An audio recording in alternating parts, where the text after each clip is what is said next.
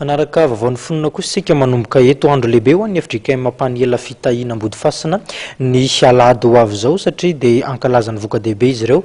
Misy ihany koa ny ezaka tsangam-bato fankalazana ny faha-770 am'izany taona n'izany fiangonana izany. Mitondra fanazavana moa ny mpitandrina. Ny voka-dehibe moa zany eo amin'ny fiangonana efa fanao isan-taona. Io moa araka ny teny soratra masina amin'ny obolana 7:7 hoe mankalaza ny Jehova amin'ny fanananao sy ny voalombokatra ao. Dia fiarahana mankalaza an'Andriamanitra io zany sy mba mitondra an'izay ezaky ny tsirairay. Fa mampiavaka azy amin'ity taona ity moa zany dia ao anatiny ny fankalazana an'Andriamanitra noho ny faha-570 taona ny fiangonana. Ka noho izany zany ny ezaka amin'ny vokatra io amin'ny fanateram-bokatra ny kristianina dia isy ampahany ho amin'izay tsangam-bato zay. Ka ny tsangam-bato moa efa natomboka hatramin'ny taona 2 lasa zay dia trano vaovao ho an'ny sekoly. Ny fandaharam-potoana moa zany anomboka amin'ny 7 sasany ny fanompoam-pivavahana.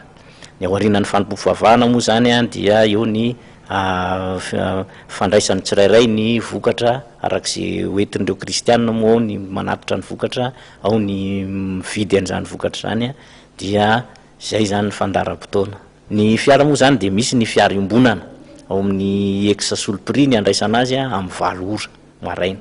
Dia io moa zany anaovana fanentanana amin'ny kristianina rehetra satria migoavana le ezaka satria trano lehibe moa misy efitra 3 ary efa natao dalina moa zany izy io satria endrasana hoe azahoana mampiakatra riana dia ngezangeza zany zay ezaka zay. Dia manentana antsika zanaky ny fiangonana manontolo zany na ny eny toelana na ny ety am-pelezana tsika zanaky ny fiangonana FJKM Mampeniela fitahina ambody fasina mba ho tonga maro amin'io alahady fa 1/20 ny volana Mey io satria mba fiombonam-potsika rehetra amin'ny fankalazana an'Andriamanitra zany ary indrindra koa mba fanaterantsika ny vokatra araky ny fanao isan-taona indrindra amin'izao taonjo obily fa 570 taona fiangonana zao ezaka lehibe moa no tanterahantsika tsangam-bato lehibe no atsangantsika zao trano vaovao ho an'ny sekoly zao.